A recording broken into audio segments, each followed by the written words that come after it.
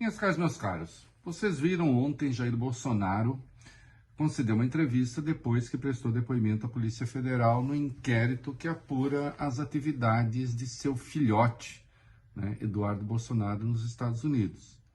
Confessadamente, o filho está lá para, ele diz isso, mobilizar autoridades americanas contra o Poder Judiciário no Brasil. Foi mais longe até. Chegou a dizer nas redes sociais que nem o Ministério Público, nem o Judiciário poderiam fazer qualquer coisa contra ele, porque eles seriam suspeitos.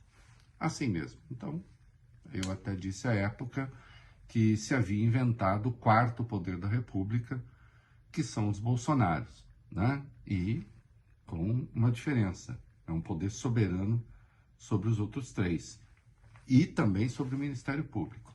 Pois bem, ele foi chamado a prestar depoimento no inquérito que foi aberto para apurar as atividades de Eduardo por coação no curso do processo, tentativa de interferência na instrução criminal, porque, afinal de contas, também isso é confesso, a ideia é pressionar o judiciário brasileiro por intermédio das autoridades americanas. E a prova foi a comemoração, quando Marco Rubio, secretário de Estado dos Estados Unidos, chegou a dizer que talvez, sim, o Alexandre pudesse ser punido, né? O Eduardo comemorou isso como uma vitória pessoal.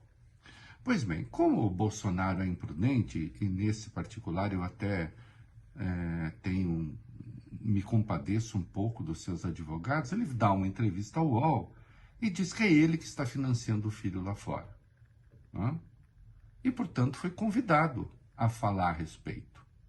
E ontem, na entrevista, a gente viu um Bolsonaro mansinho, como há tempos não se via, tentando, veja bem, meu filho precisa ficar lá, netos, etc., e talvez suspeitando que o envio de dinheiro pudesse eventualmente ter sido rastreado já, não sei, confessou.